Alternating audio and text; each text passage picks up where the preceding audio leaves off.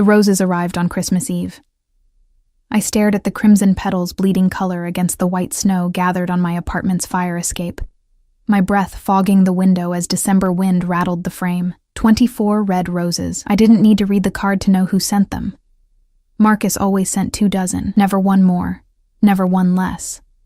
Even now, 6 months after I'd walked away from his lies, his cheating, his empty promises, he still thought flowers could fix everything.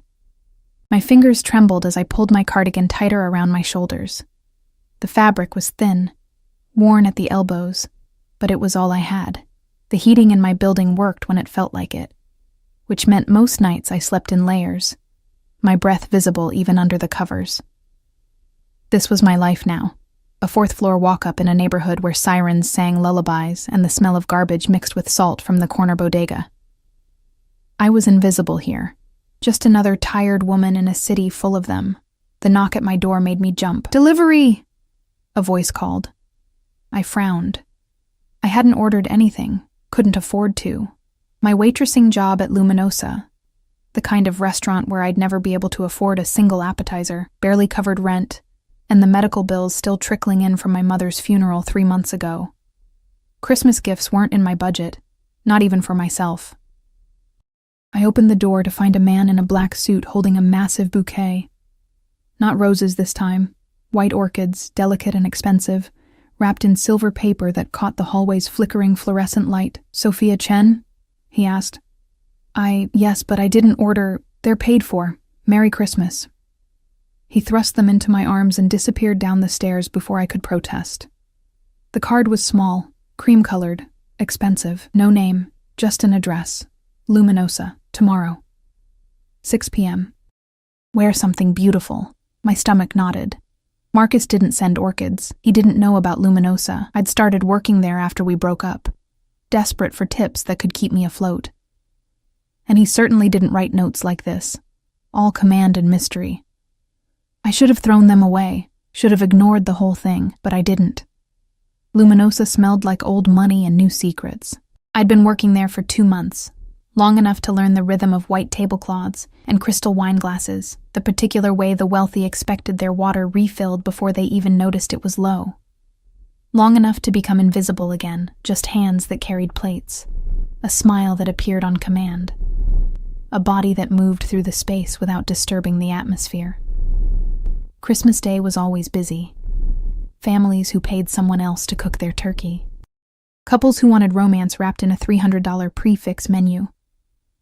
I moved between tables in my white blouse and black slacks, my feet aching in the cheap flats that squeaked against marble floors. I hadn't worn something beautiful. I didn't own something beautiful. At 5:45, Marco, the floor manager, pulled me aside. "Table 7, VIP reservation. You're assigned." My heart stuttered. "Me? But I usually don't." "Owner's request. Don't screw it up." Table 7 sat in the back corner, the most private spot in the restaurant, surrounded by floor-to-ceiling windows that overlooked the city. Snow was starting to fall again, fat flakes that caught the amber light from the street lamps below. The table was set for 2, candles already lit, a bottle of wine I couldn't pronounce already breathing beside empty crystal. I approached with water, my hands steady through sheer force of will. That's when I saw him. He sat with his back to the wall, always the wall, I would learn later. His presence filling the space in a way that had nothing to do with physical size. Dark hair swept back from a face that could have been carved from marble, all sharp angles and controlled power. His suit was black, perfectly tailored, the kind that cost more than my yearly rent. A watch gleamed at his wrist, catching candlelight. Everything about him screamed danger wrapped in sophistication. But it was his eyes that stopped me cold. Dark, assessing, absolutely focused on me like I was the only person in the entire restaurant, in the entire city, in the entire world. "Ms. Chen." His voice was quiet, barely above a murmur, but it carried weight, authority, the kind of voice that didn't need to rise to be obeyed. "Please sit." I'm working. I can't." "You can." Not a request, a fact. 2 men in similar dark suits stood near the entrance, their eyes constantly scanning the room. Another was by the kitchen door. Security. The kind of security that meant this man wasn't just wealthy. He was dangerous. I don't understand, I whispered, still standing, my water pitcher clutched like a shield. I don't know you. Dante Moretti. He gestured to the chair across from him. And you're wrong. I know you, Sophia. I've known about you for 3 months. The world tilted slightly. 3 months. Since my mother's funeral. Since I'd stood in the rain watching them lower her casket into the ground. Alone because Marcus had been too busy with his new girlfriend to show up. The flowers were an invitation. You came. The ghost of a smile touched his lips, but it didn't reach his eyes. Good. I came to work. You came because you're curious, because something in you recognized the call. He poured wine into both glasses, the movement precise and controlled. Your ex-boyfriend sent you roses today. It wasn't a question. My blood went cold. How do you... I know many things, Sophia. I know Marcus Chen has been trying to win you back for months. I know he's a gambler who owes significant debts to dangerous people. I know he's the reason you're working 2 jobs. His fingers drummed once against the table, the only sign of emotion. I know he's a fool. You've been watching me. Horror and something else, something I didn't want to name, crept up my spine. Protecting you. From what? From him. From the consequences of his debts, from a life that would have destroyed you. He lifted his wine glass, studying me over the rim. Your mother worked for my family once. Did you know that? The room spun. What? 25 years ago. She was a secretary for my father's import business. She left when she got pregnant with you. Wanted a different life. My father always respected that choice.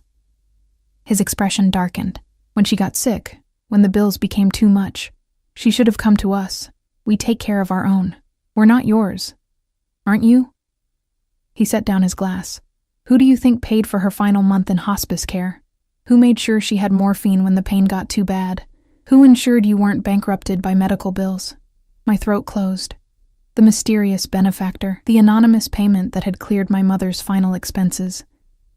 I'd spent months wondering, grateful but confused. Why? I breathed. Because she was family once. Because you are her daughter. Because... He stopped, something flickering across his features. Because when I saw your photograph and her belongings, I knew I would do anything to keep you safe. This was insane. This was dangerous. Every instinct screamed at me to run. But I sat down. I can't accept this. Any of this. I don't even know you. You will. He reached across the table, his fingers stopping just short of mine. I'm a patient man, Sophia, but I'm also possessive of what's mine. I'm not... The restaurant door burst open. Marcus stumbled in, his face flushed, his eyes wild. He looked wrong, desperate and angry, and nothing like the charming man I'd once loved. 2 of Dante's security moved immediately, but Marcus was already shouting. Sophia, what the hell are you doing? He lurched toward our table, and I could smell alcohol on him from 6 feet away. You're with him? Do you know who he is? Dante didn't move, didn't even look at Marcus. His eyes stayed locked on mine, dark and absolutely calm. Marcus, leave. You're drunk. He's a criminal, a goddamn mafia boss. Marcus's voice cracked. I saw the flowers he sent. I saw... Sophia, please. I love you. Come home with me. Not him. Anyone but him. Security had him now, hands firm on his arms, pulling him back toward the door, but the damage was done. Every eye in the restaurant was on us. Marco was rushing over, apologizing, stammering. Dante finally looked at Marcus. Just one look, cold and final as a grave closing. If you ever send her flowers again, he said, voice still quiet, still controlled, I will cut off the hands that held them. If you ever speak to her again, I will take your tongue. If you even think of her, his smile was terrifying in its gentleness. I will make you forget you ever existed. Do we understand each other? Marcus went white, nodded. Let security drag him out. The restaurant fell silent. Dante turned back to me, and his expression softened, barely, just a fraction, but enough that I could see something almost human underneath the monster. I apologize. That wasn't how I wanted this evening to go. He stood, buttoning his jacket. You're upset. Understandably. My driver will take you home. I'm working. Marco has already been compensated for your shift. You're free to go. He pulled out a card, placed it on the table. When you're ready to hear the truth about Marcus, about the debts he owes and the people he sold information to, call me. When you're ready to understand why I exploded with jealousy at the sight of his pathetic roses, his jaw tightened. Call me. I don't understand any of this. You will, Sophia. Because like it or not, you're already mine. You were mine the moment I saw your photograph. You were mine the moment I decided you would never be invisible again. He leaned down, and I caught his scent. Cedar and gunpowder and something dark I couldn't name. And I protect what's mine, always. He walked away, his security closing around him like a dark tide. I sat alone at table 7, surrounded by expensive wine and unanswered questions, holding a business card that felt like a detonator in my shaking hands. Outside, snow continued to fall, and somewhere in the city, Marcus's roses were already dying. I didn't call. For 3 days, I carried Dante Moretti's card in my pocket like a ticking bomb, feeling its weight every time I moved. I went to work at the diner where I picked up morning shifts, served coffee to construction workers and cab drivers who barely looked at me, and pretended my hands weren't shaking. I avoided Luminosa, called in sick, let Marco's irritated voicemails pile up unanswered. But I couldn't avoid the black SUV that appeared outside my building. It was there when I left for my morning shift on the 28th. There when I came home that afternoon, arms full of discount groceries. There at midnight when I couldn't sleep and stood at my window, watching snow accumulate on windshields and fire escapes. The driver never got out, never approached, just watched. Protecting you, Dante had said. The words circled my mind like vultures. On the 29th, I broke. I pulled out the card, cream-colored, expensive stock, just a phone number embossed in black, and dialed before I could lose my nerve. He answered on the first ring, Sophia. Not a question. He'd been waiting. The car outside my building is making sure you're safe. It's making me feel like a prisoner. Silence. Then, would you prefer to feel unsafe? I'd prefer to understand what's happening. My voice cracked. I was standing in my kitchen, such as it was. A hot plate, a mini fridge, a sink that dripped. You said Marcus owes debts. You said he sold information. What does that mean? What does any of this have to do with me? Not over the phone. Have dinner with me tonight. I'm working. No, you're not. You haven't been to Luminosa in 3 days. Of course he knew. My driver will pick you up at 7. We'll talk somewhere private. I don't think... Sophia. His voice dropped, became almost gentle, dangerous in a completely different way. I'm trying to do this right, trying to give you choice, space, time, but there are people who know Marcus talked to you Christmas night, people who know you matter to me. Every moment you're unprotected is a moment I can't breathe properly. So please, the word sounded foreign in his mouth. Have dinner with me. Let me explain. Then decide if you want to walk away. Something in his voice, that raw edge of genuine fear, made my decision. Okay, 7, he exhaled. Thank you. The line went dead. I stared at my closet for an hour, at the handful of clothes I owned that weren't work uniforms or pajamas, finally settled on the only dress I had. Black, simple, bought for my mother's funeral. It felt like a bad omen, wearing death to dinner with a monster. But when I looked in the mirror, I barely recognized myself. The woman staring back had color in her cheeks, had eyes that looked alert instead of exhausted, had something that almost resembled hope flickering beneath the fear. I looked like someone who mattered. The SUV arrived at exactly 7. The driver, older, graying, professional, opened the door without a word. The interior smelled like leather and danger. We drove through the city as evening fell, snow turning everything soft and false under streetlights. We didn't go to a restaurant. We went to a building I'd seen on postcards, a historic brownstone in the kind of neighborhood where doormen wore white gloves and dogs had professional walkers. The SUV pulled into an underground garage, and suddenly we were in an elevator with marble floors and a security guard who nodded to my driver like they were old friends. The penthouse took up the entire top floor. Floor-to-ceiling windows overlooked the city, making the lights below look like fallen stars. The furniture was all clean lines and dark leather, expensive art on walls, a fireplace burning real wood. It was beautiful and cold and absolutely nothing like anywhere I'd ever been. Dante stood by the windows, hands in his pockets, staring out at the snow. He turned when I entered, and something in his expression shifted, softened and sharpened at the same time. You wore black. It's all I had that wasn't... I stopped. Swallowed. It was for my mother's funeral, I know. He crossed to me, and I forced myself not to step back. It's beautiful on you. Everything is beautiful on you, but I want to see you in colors, Sophia. Red, gold, sapphire blue. His hand rose, stopped inches from my face. I want to see you in things that make you feel alive instead of invisible.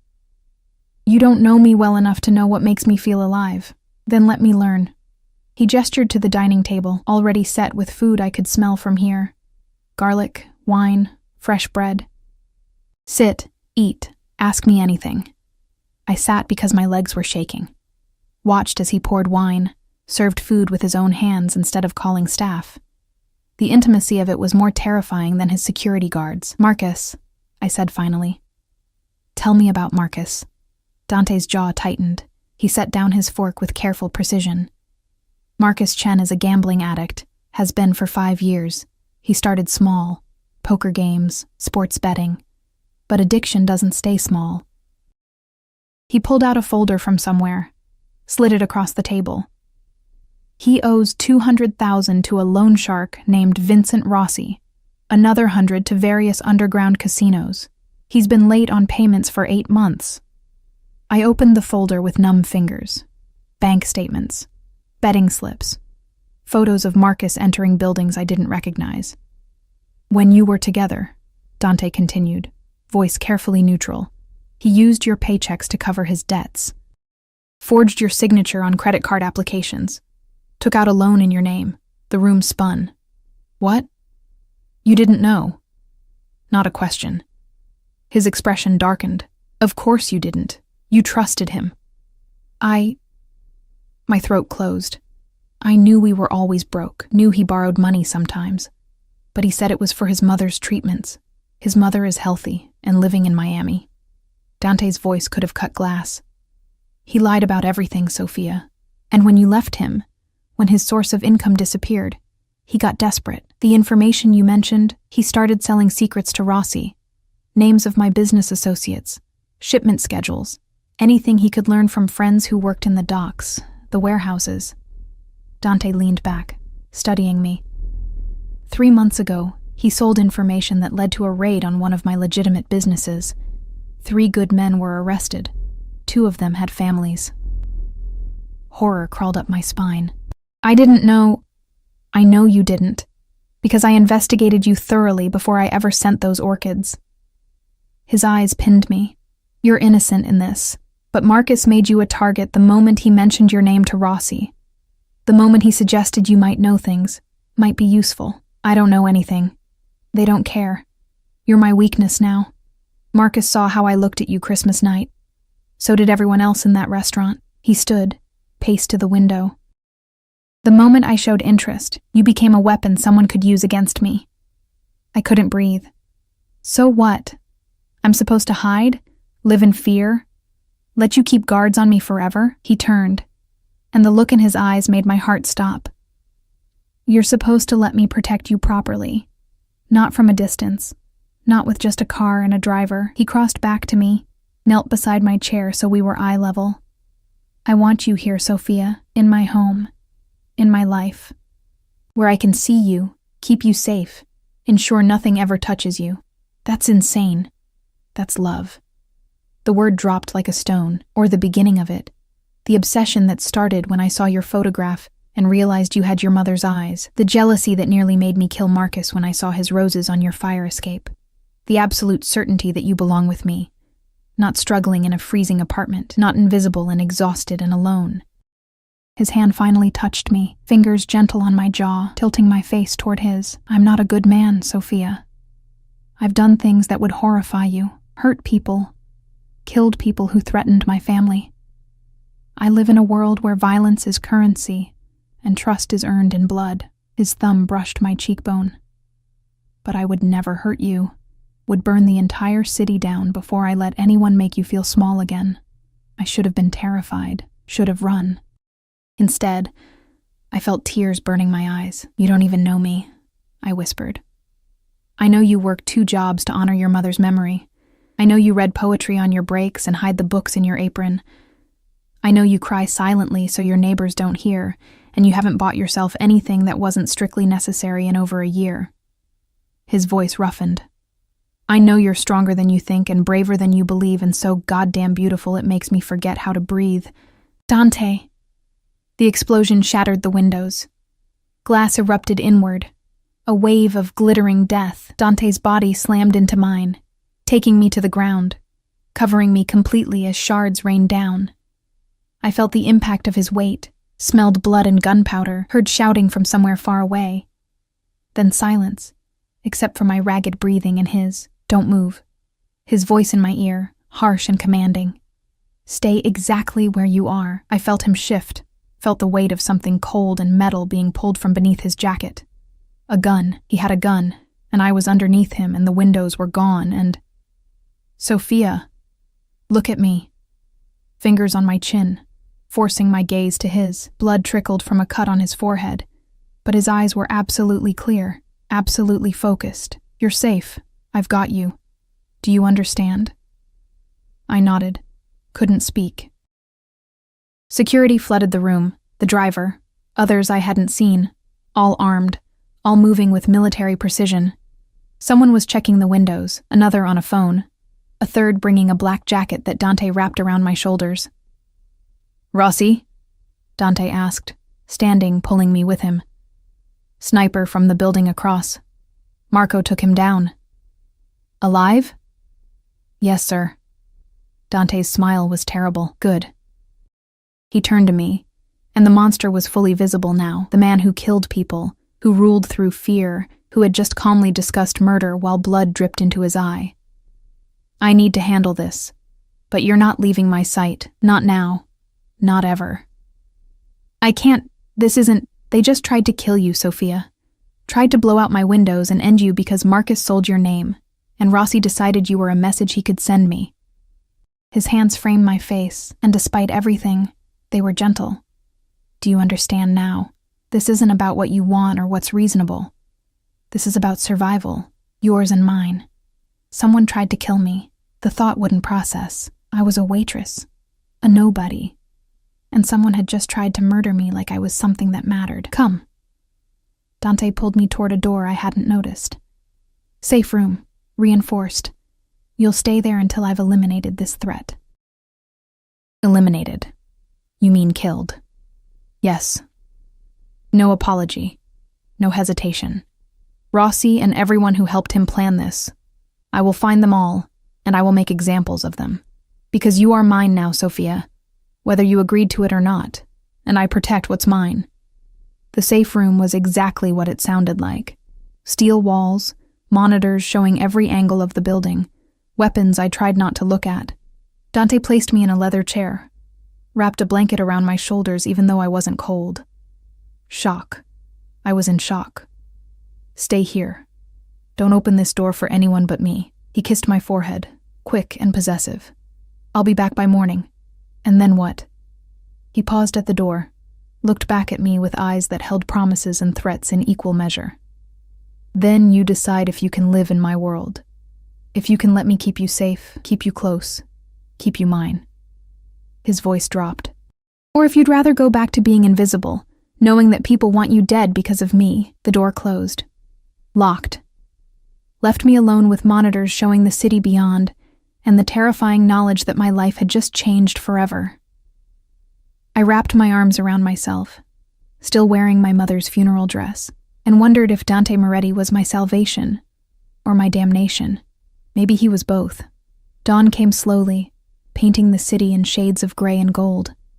I watched it through the monitors, unable to sleep, unable to think about anything except the sound of glass exploding and Dante's body covering mine. Every time I closed my eyes, I saw the sniper rifle's muzzle flash in my mind, a moment of light that could have ended everything.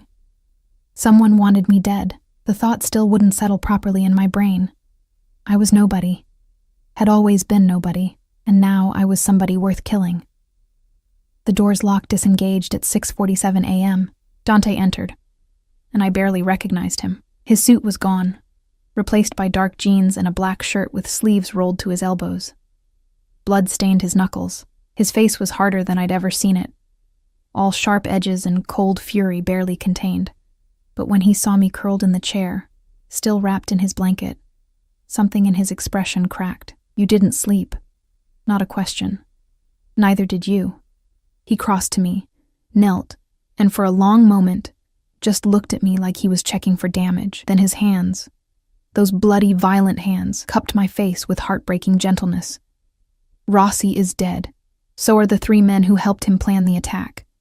The sniper is being questioned by people who are very good at making men talk." His thumb brushed my cheekbone. "You're safe now." "For how long?" "Forever." The word was absolute, final. I made it very clear what happens to anyone who even thinks your name. The entire underground knows that touching you means war with me, and nobody wants that war. I should have been horrified. Should have condemned him for the violence, the murder, the casual way he discussed ending lives. Instead, I felt safe for the first time in months.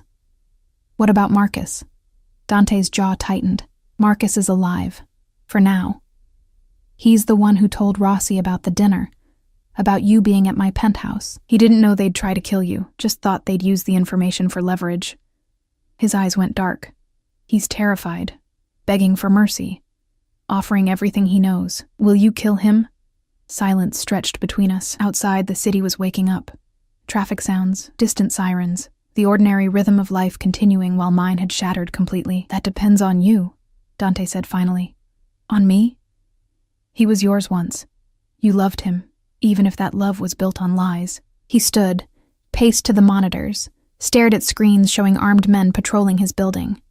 "I won't lie and say I don't want him dead. Every time I think about him sending you roses, touching you, having what should have been mine." His fist clenched. "I want to destroy him slowly, make him suffer for every moment he made you feel invisible." The possessiveness in his voice should have frightened me. Instead, it made something warm unfurl in my chest. "But you're not a monster who needs to see me prove my loyalty in blood," I said quietly. He turned, studied me with those dark, fathomless eyes. "No. I'm a monster who needs to know you're choosing to stay because you want to, not because you're afraid of what I'll do if you leave. And if I asked you to let Marcus live, then he lives. In exile. Far from this city, from you, from everything he knows. He'll never be allowed to return." Dante crossed back to me, "But he lives." I stood, let the blanket fall, faced him properly. In my funeral dress and bare feet, I should have felt small. Instead, I felt powerful, like my words carried weight they never had before. Let him live. Not because I still love him, but because I don't want his death on my conscience. I met Dante's gaze steadily.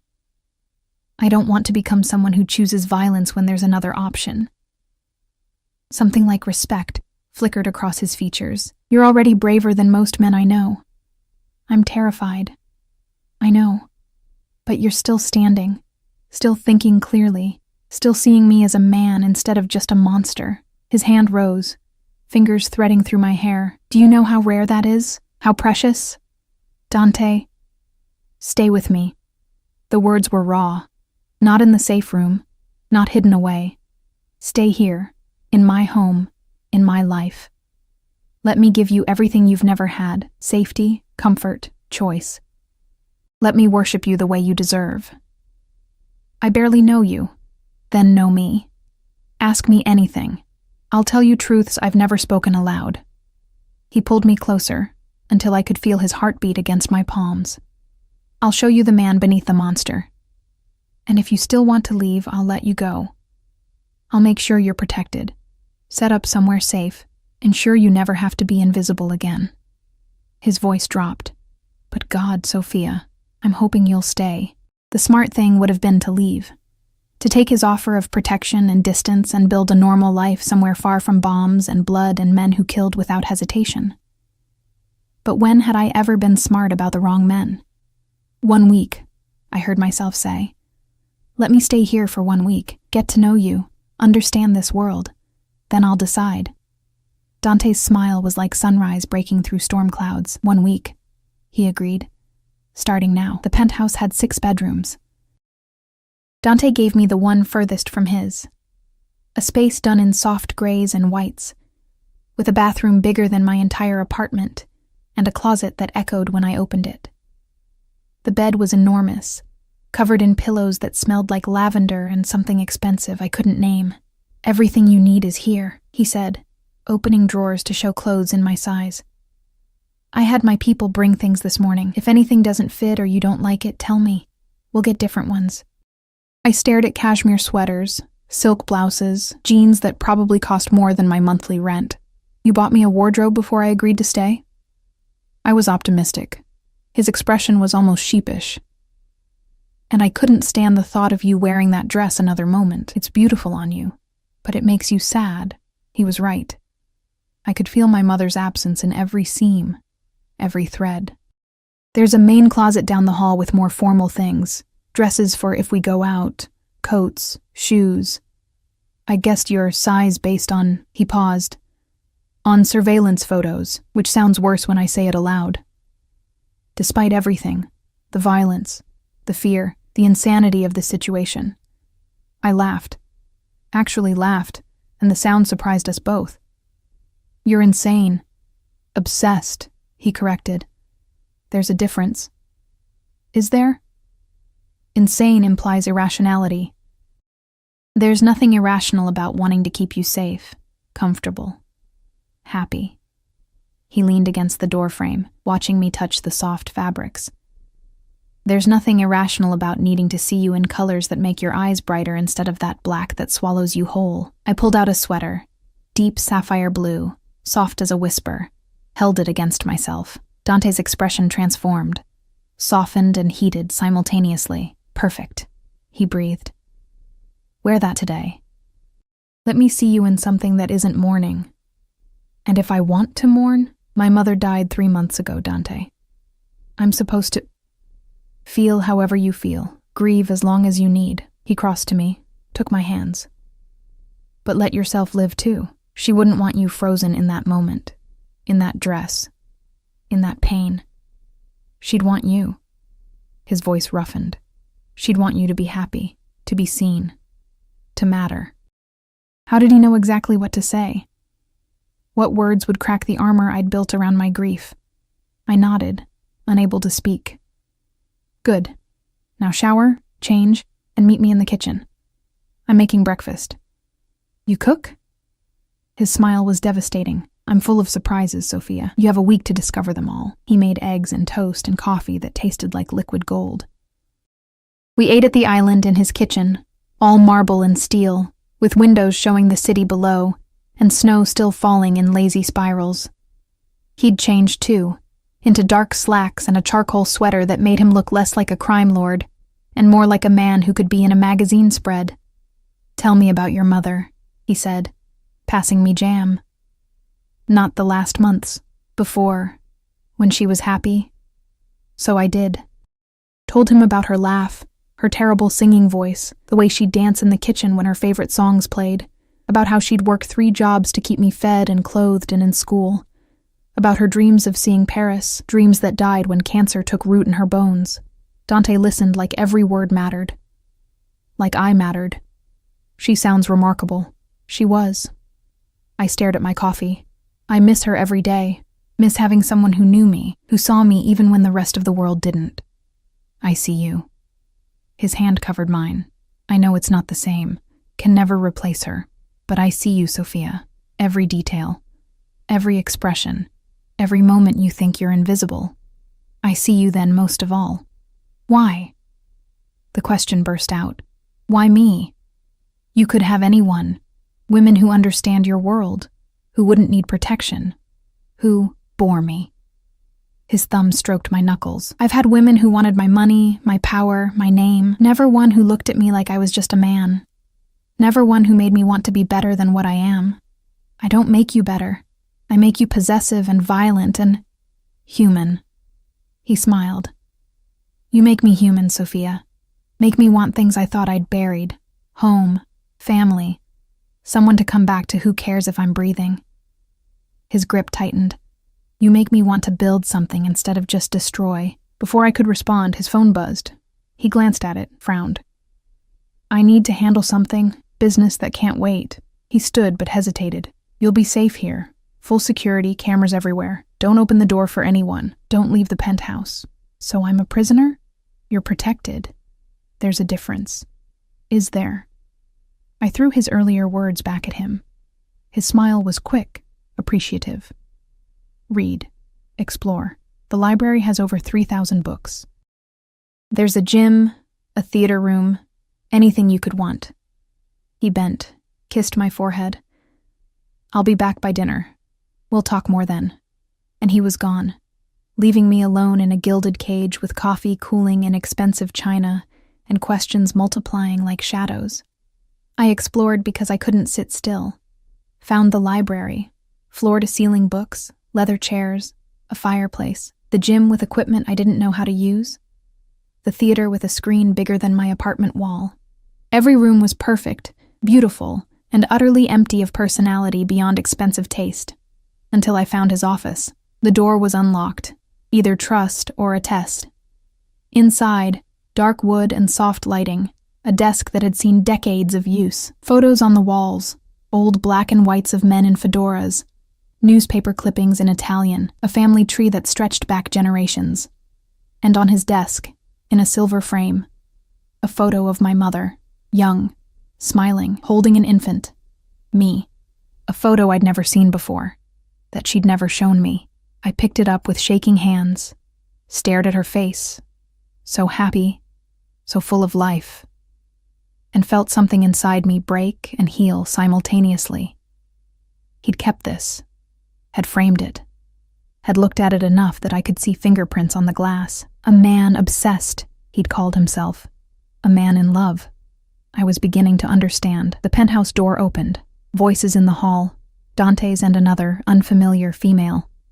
I just want to see off limits. Meet the woman who's turned you into a lovesick fool. I moved to the office door, peered out. A woman stood beside Dante, tall, stunning, wearing designer clothes and confidence like armor. Dark hair swept up, red lips, eyes that assessed everything. Isabella.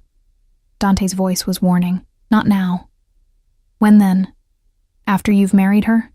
After you've gotten her pregnant? Isabella's laugh was sharp. Oh, don't look so shocked. I know you, Fratello. You don't do anything halfway, brother. She was his sister. She needs time. She needs to understand what she's getting into. The enemies we have, the life we lead, the fact that loving a Moretti means painting a target on your back. Isabella's gaze found mine through the doorway. Sharpened. Ah. There she is. The mouse who caught the lion. I stepped out, chin high, wearing my sapphire sweater like armor. I'm not a mouse. Isabella's smile was all teeth. Isabella Moretti circled me like a predator assessing prey. So you're the waitress who's made my brother forget everything he's ever known about keeping his distance. Her eyes, dark like Dante's but colder, sharper, traveled from my borrowed sweater to my bare feet. Pretty. Fragile. Utterly unsuited for this life. Isabella. Dante's voice carried a warning edge. Enough. No, it's not enough. She turned to him, and I saw genuine concern beneath the hostility. You've known her for what? A week? And you've already put her in a safe room, killed for her, started a war with Rossi's entire network. Do you even hear yourself? I hear myself perfectly. You sound like father. The words dropped like stones. Right before Mother died because someone used her to get to him. Right before we spent years watching him destroy himself with guilt, silence filled the penthouse. Dante's expression went carefully blank, but I saw the flinch. Barely there, quickly controlled. That's different, he said quietly. Is it? Isabella crossed her arms. Or are you just repeating history with a new face? I should have stayed silent. Should have let them fight this out between siblings who clearly had decades of history I didn't understand. But I was tired of being talked about like I wasn't there, like I was a problem to be solved instead of a person. I didn't ask for any of this. My voice came out stronger than I felt. Didn't ask to be watched, protected, dragged into a world I don't understand. Didn't ask for someone to try to kill me. I met Isabella's gaze directly. But I'm here now, and maybe I am fragile and unsuited and everything you think. But I'm also not stupid enough to believe I can just walk away and be safe. Isabella's eyebrows rose. So you're staying out of fear? I'm staying because I have nowhere else to go that won't put me in danger. Because your brother made me matter to people who want to hurt him. I glanced at Dante, saw something like pain cross his features. And because despite the insanity, despite everything I should be running from, he's the first person in months who's made me feel like I'm worth protecting. Worth protecting or worth possessing? Isabella asked softly. Maybe both. I wrapped my arms around myself. Maybe that's what I need right now, to be someone's obsession instead of everyone's afterthought. Isabella studied me for a long moment, then turned to Dante. She's honest, at least, and braver than she looks. Her expression softened fractionally. But brave doesn't stop bullets, Fratello. Brave doesn't prevent what happened to Mother. I know. Dante's voice was rough. But I can't... He stopped, jaw working. I can't let her go, Bella. I've tried. Spent 3 months watching from a distance, telling myself it was enough to keep her safe without getting close. Then I saw her in person, and he looked at me, and the raw need in his eyes made my breath catch. It was like breathing for the first time in years. Isabella sighed, long and heavy. You're going to get her killed. I'm going to keep her alive, no matter what it costs, even if it costs you everything else. Even then. The weight of his certainty settled over me like a cloak, warm and suffocating simultaneously. Isabella pulled out her phone, typed something quickly. Fine. Then we do this right. No half measures. She looked at me. Can you shoot? I blinked. What? A gun. Can you shoot one? No, I've never even held. Then you learn. Today. She glanced at Dante. If she's staying in this world, she needs to know how to protect herself. You can't be with her every second, and relying entirely on security is how people die. Dante looked like he wanted to argue, then nodded slowly. You're right. I usually am. Isabella's smile was sharp. Come on, little mouse. Let's see if you have claws. The building had a gun range in the basement. Of course it did, because apparently Dante's entire property was designed for violence and survival. The range was pristine, soundproofed walls, multiple lanes, an arsenal that would make a small military jealous. Isabella handed me ear protection and a small handgun that felt impossibly heavy in my hands. This is a Glock 19, 15 rounds, easy to handle, reliable. She moved behind me, adjusted my grip with impersonal efficiency.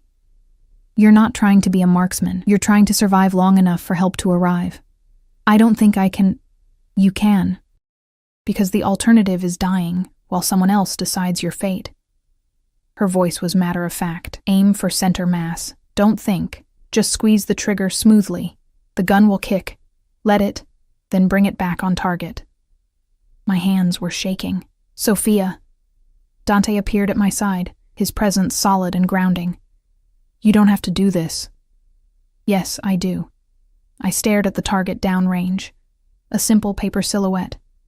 If I'm staying in your world, I need to know how to survive in it. His hand covered mine on the gun, steadying it. Then I'll teach you. Together. We spent 2 hours in that basement.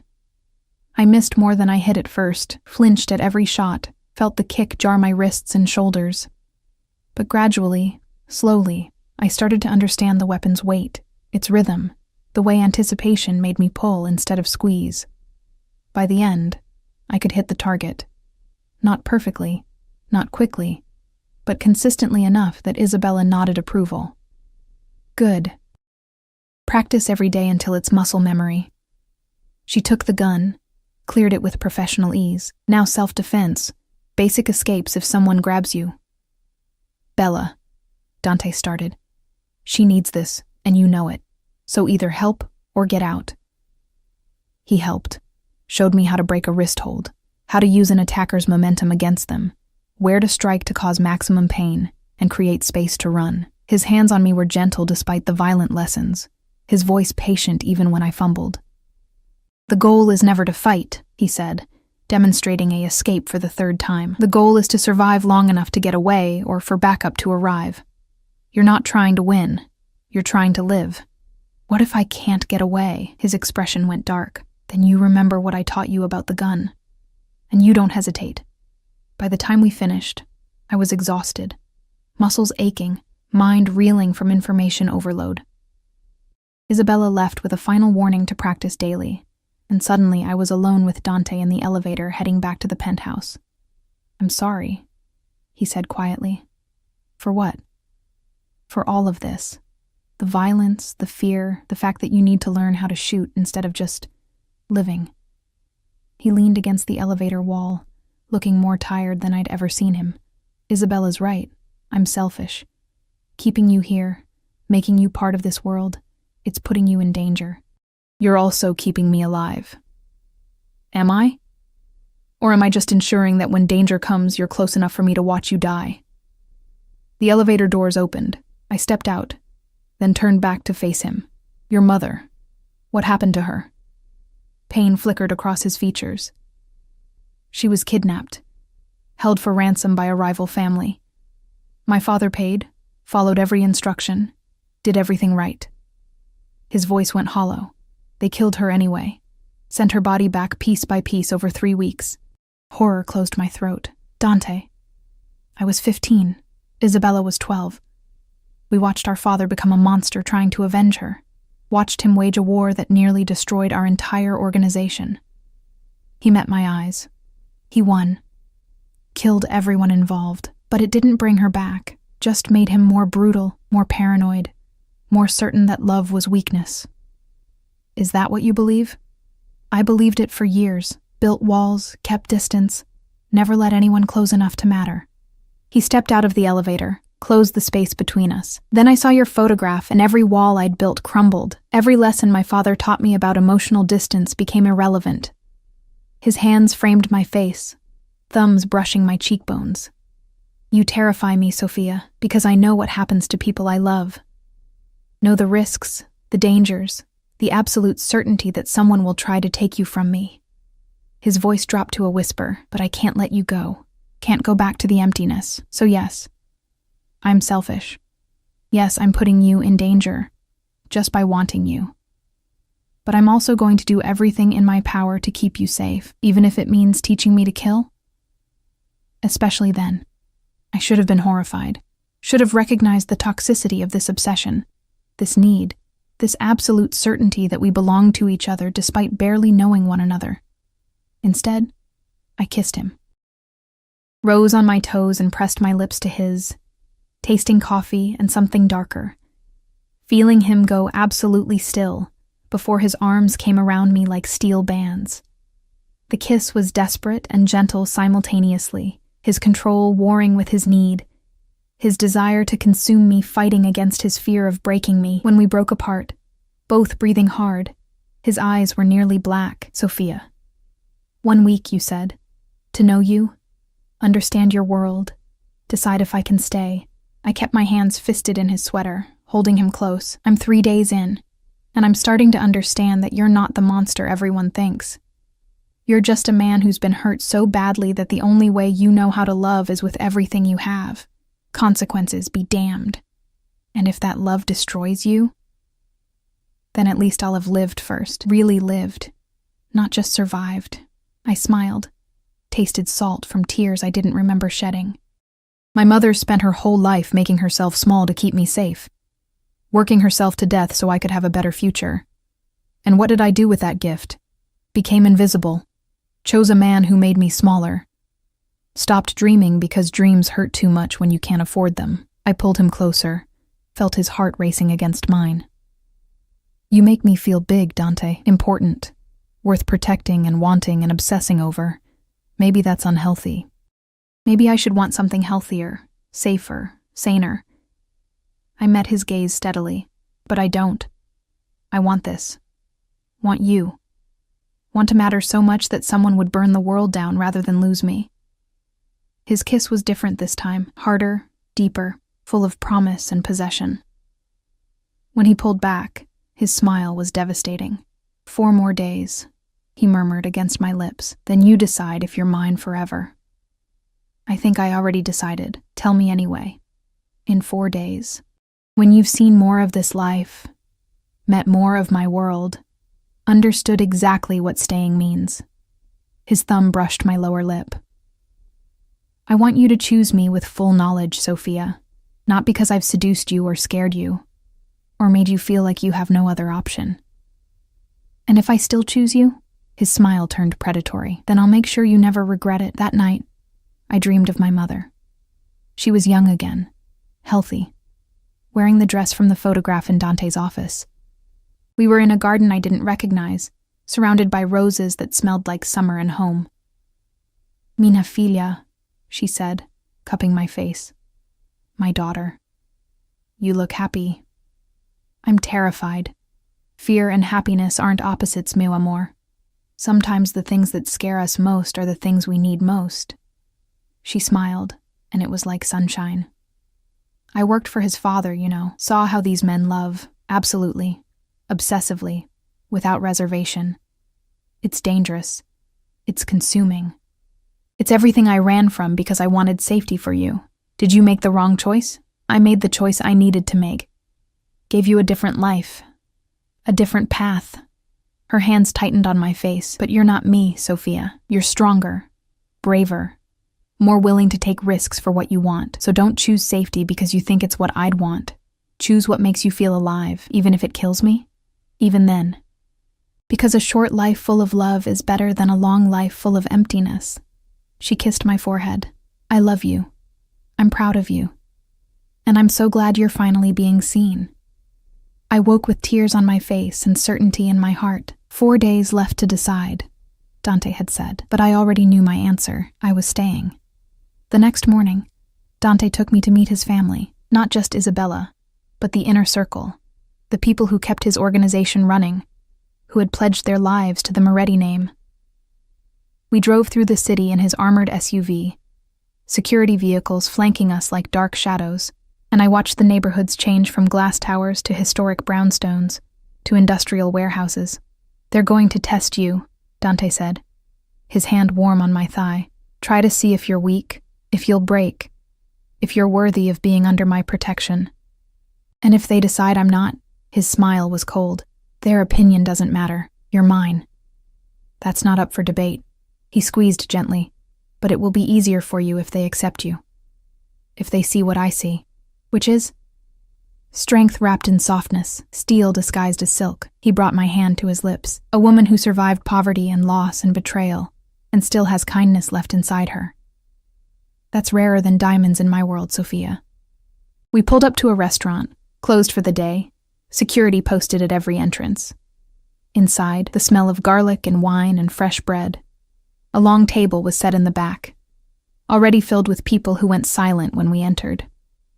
Isabella sat at one end, looking elegant and deadly. Beside her, an older man with silver hair and scars tracing his jaw, Lorenzo, Dante's uncle and consigliere, a woman in her 40s with sharp eyes and sharper jewelry, Carmela, who ran their legitimate businesses, 2 younger men who looked like they could kill with their bare hands, Marco and Giulio, heads of security, and at the far end, a seat left empty, for me. Everyone, Dante said, his hand at the small of my back. This is Sophia Chen. She's under my personal protection. Anyone who threatens her, disrespects her, or even looks at her wrong answers to me directly. The silence was deafening. Then Lorenzo laughed, a sound like gravel shifting. So it's true. The Ice King has finally melted. He stood, crossed to me, and I forced myself not to step back from his scarred, brutal face. Let me see you, girl. I lifted my chin, met his eyes directly. I'm not a girl. I'm 26 years old, and I've survived things that would break most people. His smile was unexpected. Good. We don't need another fragile flower who'll wilt at the first sign of blood. He glanced at Dante. She's got spine. I'll give you that. Carmela was next, circling me with a businesswoman's assessing gaze. You worked at Luminosa. Good tips there? When customers actually noticed I existed? Yes. And now you exist to him, she gestured at Dante. How does that feel? Terrifying, exhilarating, like standing on the edge of a cliff and not knowing if I'll fly or fall. Carmela's laugh was genuine. Honest too. I like her, Dante. She'll either survive this life or go down in flames. Either way, it'll be interesting to watch. The younger men said nothing, just nodded acknowledgement, but their eyes tracked every movement, assessed every word, calculated threat levels I couldn't begin to understand. We sat. Food appeared. Pasta and wine and dishes I couldn't pronounce. Conversation flowed around me, mixing English and Italian, business and family, violence and love in equal measure. Rossi's network is fractured, Lorenzo said, twirling pasta. The younger brothers are fighting over who takes control. We could move on their territory now, consolidate. No! Dante's voice was firm. We've made our point. Any further action looks like opportunism, not justice. Since when do you care about appearances? Marco asked. Since I have something more important than territory to protect. Dante's hand found mine under the table. We hold our position, strengthen our defenses, make it clear that we responded to an attack, not initiated expansion. You're going soft, Giulio muttered. The temperature in the room dropped 10 degrees. Say that again, Dante said quietly. Giulio paled. I just meant... You meant that protecting Sophia makes me weak. That love is a liability, Dante stood, and everyone went silent. Let me be very clear. Sophia doesn't make me soft. She makes me more dangerous. Because now I have something worth killing for. Worth dying for. Worth burning this entire city to the ground for. He looked around the table, meeting each person's eyes. Anyone who sees her as my weakness is a fool. She's my reason, my purpose, the line I will not let anyone cross. His voice was absolute. So yes, I'm protecting her. Yes, I'm changing how we operate to keep her safe. And if that makes me soft in your eyes, you're welcome to challenge me for leadership. Silence. Then Lorenzo chuckled. Sit down, nephew. No one's challenging you. We're just adjusting to the new reality. He raised his glass. To Sophia. May she survive us all. Everyone drank. I felt the weight of their acceptance. Conditional, suspicious, but real. After lunch, Isabella pulled me aside while the men discussed business. Walk with me. Not a request. We moved to the restaurant's garden, a small courtyard with winter bare trees and stone benches. Isabella lit a cigarette, offered me one. I shook my head. Smart. Terrible habit. She blew smoke into the cold air. They like you. Or at least, they don't hate you. That's about as good as it gets with this family. Should I be grateful? You should be careful. Acceptance today doesn't mean loyalty tomorrow. She studied me through the smoke. How much do you know about what Dante actually does? I know he's involved in illegal activities. That he runs an organization. He runs half the city's underground. Drugs, gambling, protection, smuggling. If it's profitable and illegal, we have a hand in it. Isabella's eyes were hard. He's killed people, Sophia. Not just Rossi. Dozens. Maybe hundreds over the years, sometimes in self-defense, sometimes because they betrayed us. Sometimes just because they were in the way. My stomach churned, but I didn't look away. I know. Do you? Or are you romanticizing it, telling yourself he's not that bad? That he only hurts bad people? That you can change him? She dropped her cigarette, crushed it under her heel. You can't. This is who he is, who we all are. And being with him means accepting that blood washes off his hands before he touches you. Why are you telling me this? Because I love my brother, and I watched our father destroy himself over a woman he couldn't protect. I won't watch Dante do the same. She grabbed my arm. Not hard, but firm. If you're not all in, if you have any doubt, any reservation, any part of you that thinks you might leave, go now. Before he's even more obsessed. Before losing you would actually break him. I pulled my arm free, and if I am all in, then I'll teach you how to survive this world. How to be a Moretti wife without losing yourself completely. How to love a monster without becoming one. Her smile was sad. It's not easy. It's not safe. But if you truly love him, if you're truly willing to accept all of it, the violence, the danger, the absolute insanity of this life, then I'll stand beside you. We'll be sisters, not enemies. I barely know him. You know enough. You know he'd kill for you, die for you, reshape his entire world around you. Isabella's gaze softened fractionally. The question isn't whether you know him. It's whether you trust him. Whether you believe he'll keep you safe even when everything goes to hell. Did I trust him? This man I'd known for days, who'd upended my life, who'd made me feel seen and wanted and terrifyingly important? Yes, I heard myself say. I trust him. Isabella studied me for a long moment, then nodded, okay. Then let's make sure you're ready for what comes next. What came next was a week of intensive training. Every morning, Isabella picked me up and brought me to the underground facility beneath Dante's building. We worked on shooting until my hands stopped shaking at the gun's weight. Practiced self-defense until my body remembered the moves without thinking. Studied the organization's structure, learned faces and names and who could be trusted versus who needed watching. Knowledge is survival, Isabella said, showing me photos of rival families. Know who wants Dante dead. Know who would use you to hurt him. Know the difference between genuine threat and posturing. Every evening, I had dinner with Dante, sometimes in the penthouse, sometimes at restaurants where security cleared rooms before we entered, sometimes at his legitimate businesses where employees treated him with fearful respect. He showed me his world piece by piece, never hiding the darkness but also revealing unexpected light. A children's hospital his money funded, a scholarship program for kids from the neighborhoods he'd grown up in, protection for small businesses being extorted by gangs that didn't answer to him.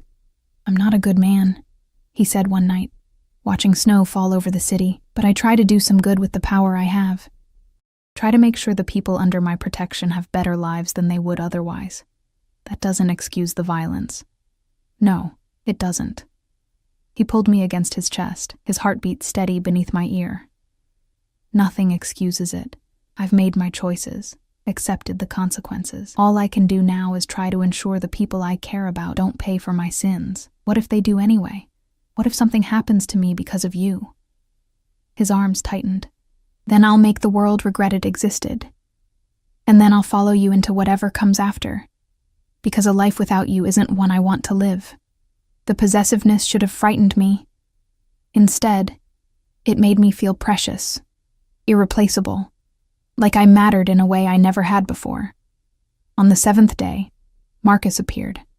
I was alone in the penthouse, Dante at a business meeting, Isabella running errands, security stationed outside, reading in the library when the intercom buzzed.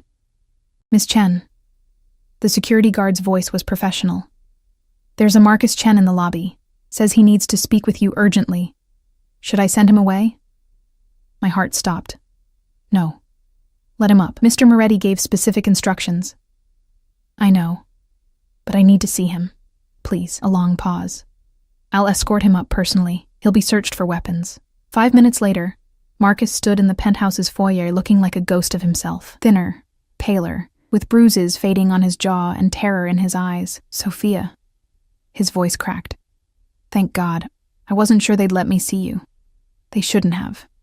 I stayed across the room, arms crossed. Dante said you were in exile, that you weren't allowed back in the city. I leave tomorrow. Forever. But I had to see you first. Had to. He took a step forward. The security guard's hand moved to his weapon. Marcus froze. I'm sorry. For everything. The debts, the lies, selling information about you. I never thought they'd actually try to hurt you. I swear. I never thought. You never thought. The words came out bitter. That's always been your problem, Marcus. You never thought past the next bet, the next fix, the next lie that would buy you time. I know. I'm weak, selfish. Everything you think I am, and worse. Tears tracked down his face, but I loved you. In my own broken way, I loved you. And seeing you with him, seeing you look at him the way you used to look at me, I never looked at you like I look at Dante. The truth of it settled in my chest. I loved who I thought you were, loved the man you pretended to be. But it was always pretend, wasn't it? The whole relationship was built on lies, and his isn't? Marcus's voice turned desperate. You think a mafia boss loves you for real? He's using you, Sophia. You're a possession to him, a trophy. Something to own and control, and something to protect and cherish and see. I cut him off. He knows everything about me, my failures, my fears, my grief. And he still looks at me like I'm the most important person in his world. Can you say the same? Silence. I thought so. I moved to the window, stared out at the city. I forgive you, Marcus, not because you deserve it, but because I don't want to carry this anger anymore. You were sick, addicted and desperate and drowning. I understand that now. Then come with me. He stepped forward again, ignoring security's warning. We can start over, somewhere far from here, from Moretti, from all of this. Just you and me and... No. The word was final. I'm staying here, with Dante.